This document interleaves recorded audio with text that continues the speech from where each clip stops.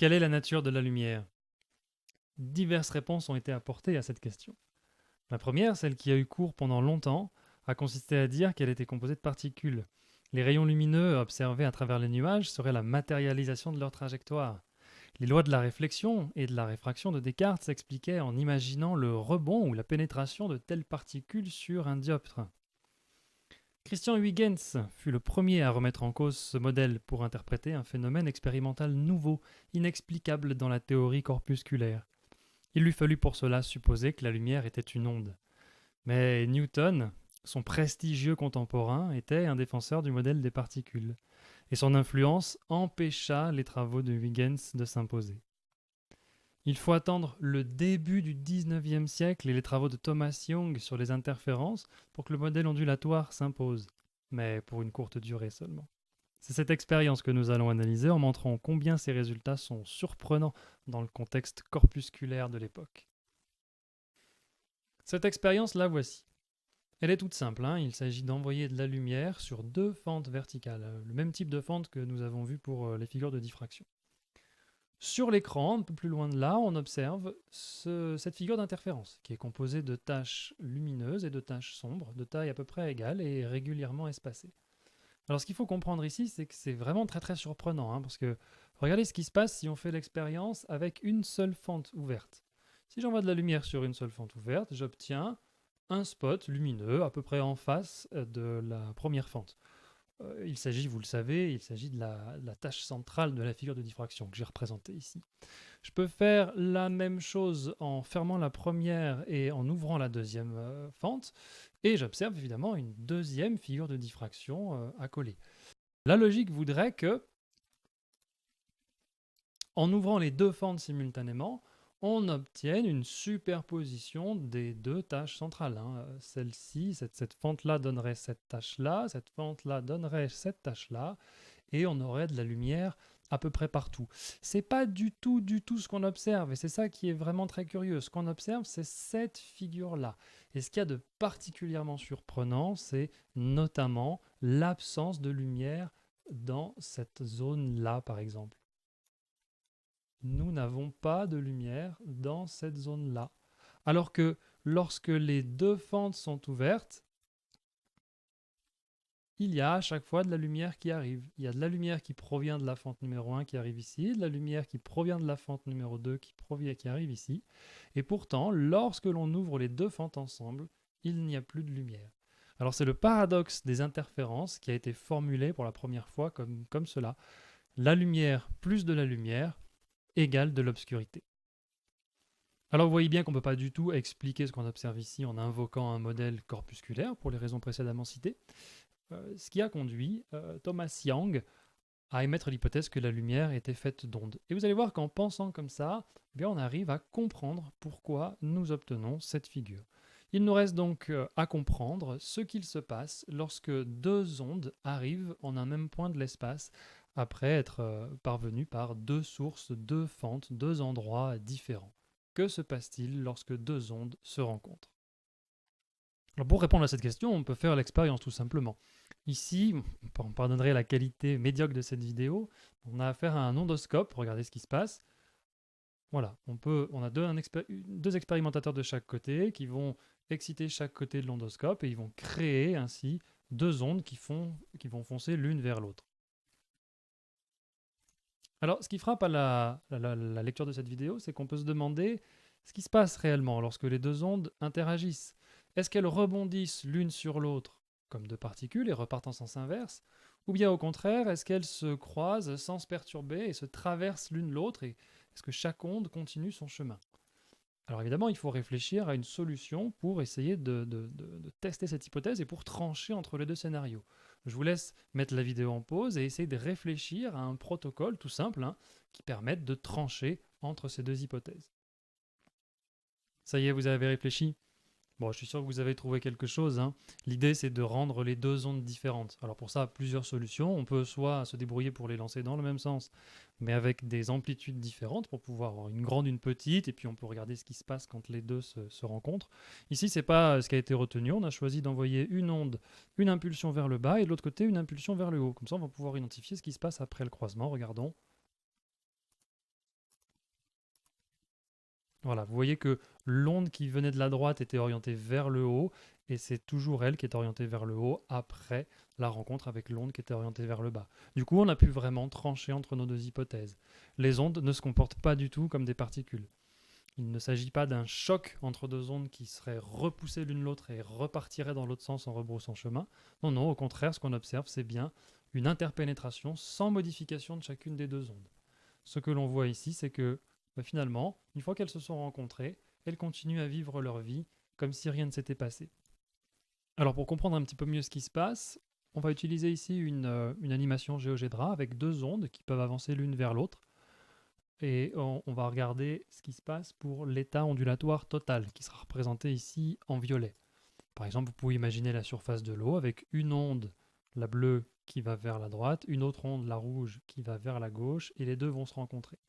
La surface de l'eau, il n'y en a qu'une seule, hein. La voici, la voilà, et on va voir ce qui se passe au global pour les deux. Quand les ondes se rencontrent, ce que l'on s'aperçoit, c'est que la surface de l'eau est modifiée. La hauteur atteinte par l'eau, elle est égale à la somme des deux hauteurs atteintes par chacune des deux vagues. On le voit très bien ici, hein, lorsque les deux ondes se superposent exactement, on s'aperçoit que la hauteur totale, elle est égale au double de la hauteur de l'eau. Ici, dans ce cas-là, on va dire que les ondes interfèrent. En fait, elles n'interfèrent pas au sens où elles vont se modifier l'une l'autre, mais leurs effets vont se combiner, vont s'ajouter. Et puis, les ondes se traversent l'une l'autre sans interagir, sans se modifier l'une l'autre, et continuent chacune leur chemin.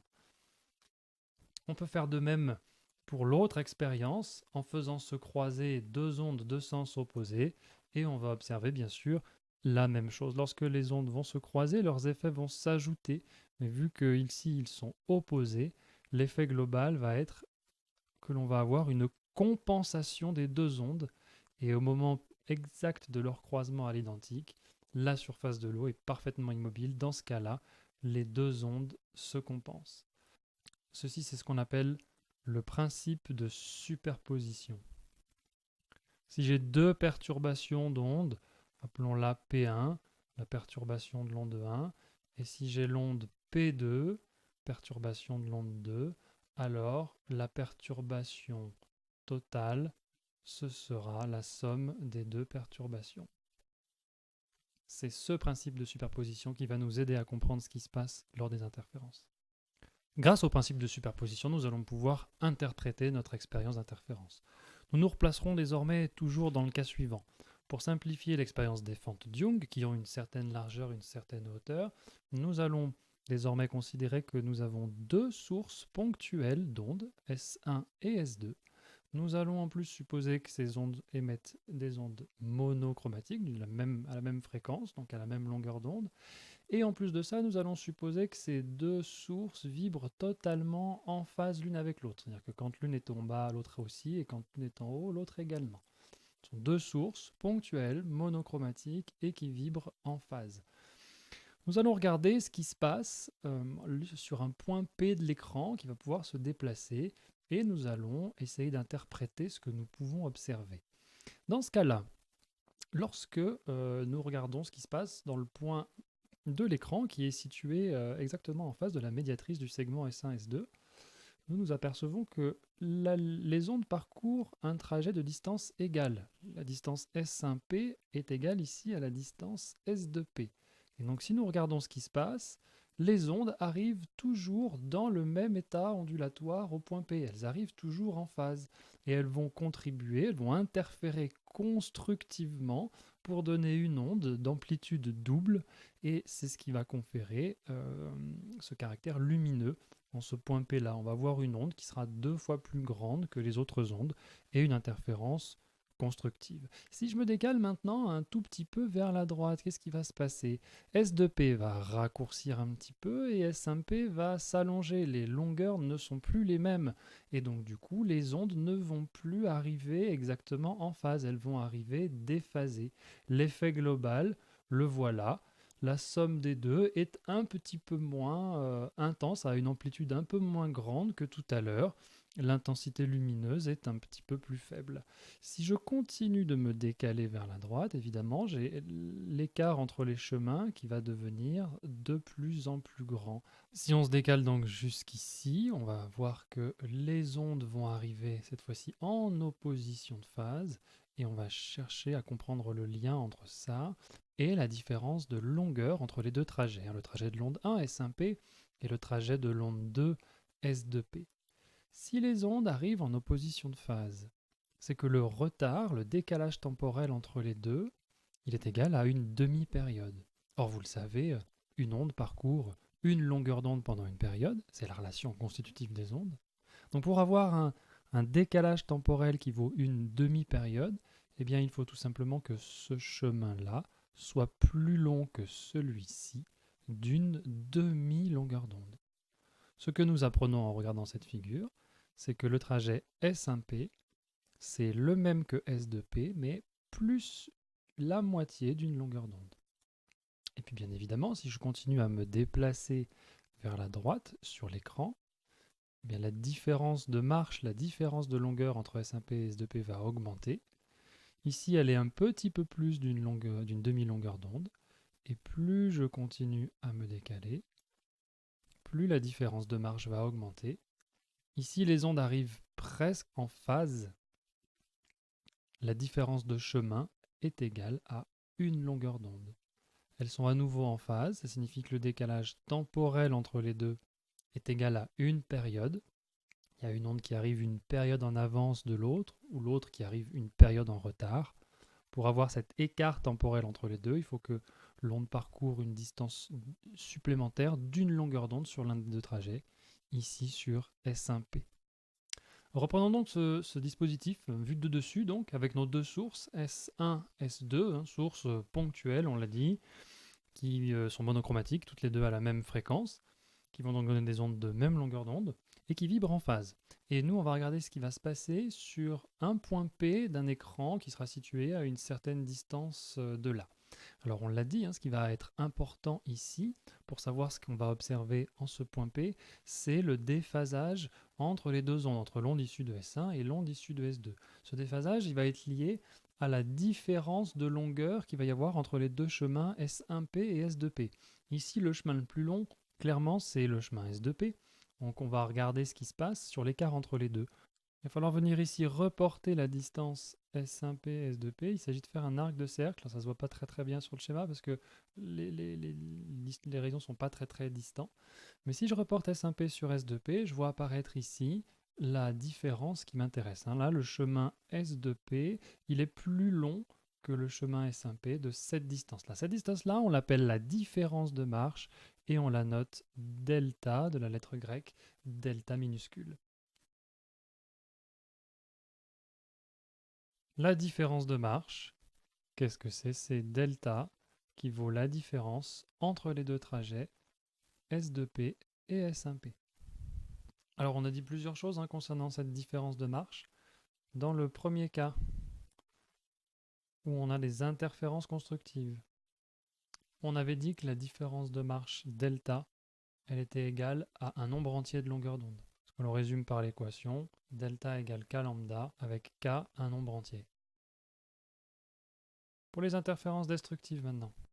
On a les interférences destructives lorsque la différence de marche elle est égale à un nombre demi-entier de longueur d'onde. Ce que l'on va traduire par l'équation delta égale k plus un demi de lambda. K est toujours un entier. Ces deux conditions d'interférence, vous devez les connaître. Elles figurent au programme et c'est un des objectifs. Vous devez être capable de les connaître, vous devez être capable de les utiliser et on va voir justement quelle signification leur donner, quelle signification donner à ce coefficient k. Voilà, reprenons nos deux sources et notre figure d'interférence et traçons les rayons lumineux qui partent de S1P et de S2P et qui vont arriver au centre de la figure. Dans ce cas-là, bien sûr, la différence de marche est nulle. On a bien quelque chose de la forme delta égale un nombre entier de longueur d'onde, avec ici le nombre entier k qui vaut 0. Si maintenant on reprend la même chose et on se déplace au centre de la tâche brillante d'après, on va pouvoir faire comme tout à l'heure, c'est-à-dire tracer les deux rayons, et nous allons avoir à nouveau quelque chose qui sera de la forme delta égale k lambda, un nombre entier de longueur d'onde, avec cette fois-ci k qui vaut 1. Et évidemment, donc, si on se déplace au milieu de la deuxième tâche en portant du haut, hein, celle-là c'est la numéro 0, la numéro 1, la numéro 2, si je regarde ce qui va se passer ici, j'ai des interférences constructives, je suis au milieu de la frange brillante, je vais avoir delta qui vaut 2 lambda. La différence de marche entre les deux vaut 2 lambda, ici k vaut 2. Que se passe-t-il si on descend vers le bas? Si on descend vers le bas ici, ce qui va se passer, c'est que on aura le segment S1P qui sera plus grand que le segment S2P. Mais vu qu'on a défini delta, je vous le rappelle, hein, on peut le montrer là. Donc je vous le rappelle, hein, vu qu'on a défini delta comme étant S2P vers moins S1P, si on descend vers le bas de la figure, à ce moment-là, c'est S1P qui sera plus long que S2P, et quand on va faire la différence des deux, on va obtenir une valeur négative de delta. Valeur négative de delta, ça va vouloir dire par exemple ici que là, la différence de marge, quand je vais la calculer, ce sera un nombre négatif. Je vais avoir delta égale moins lambda, et du coup k égale moins 1. Et pareil, hein, si je me place ici, j'aurai une différence de marche qui vaut moins 2 lambda, et un k qui vaut moins 2. Maintenant, qu'est-ce qui va se passer si je regarde ce qui se passe en un point sombre? On a donc des interférences qui vont être destructives. La différence de marche sera un nombre demi-entier de longueur d'onde.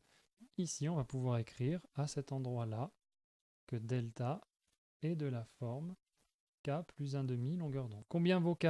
Je suis juste au-dessus de la zone k égale 2, donc ici k vaut toujours 2. Et du coup, cette figure d'interférence nous renseigne sur le déphasage en un point de l'écran entre les deux ondes, l'onde 1 et l'onde 2.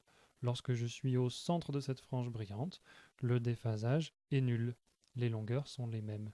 Lorsque je vais me trouver ici, dans la première frange sombre vers le haut, je sais que j'aurai une demi-longueur d'onde de différence entre les longueurs des trajets.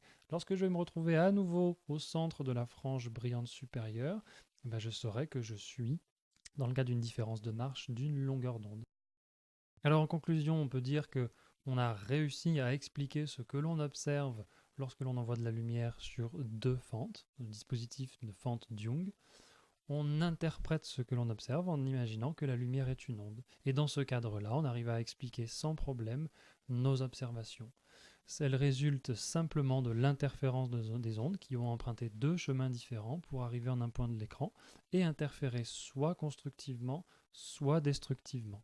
Évidemment, entre ces deux positions particulières, les positions d'interférence constructive ici au centre des taches brillantes et les interférences destructives là au centre des taches sombres, il y a tout le continuum qui existe. Si je me mets par exemple par ici, la différence de marche sera quelque chose entre 0 et moins lambda sur 2. Ce qu'on va vous demander, vous, dans le cadre du programme de Terminal S, c'est d'identifier uniquement ce qui se passe à ces endroits précis, centre des franges brillantes, centre des franges sombres, et de les relier aux conditions d'interférence constructive et destructive que vous devez être capable d'établir.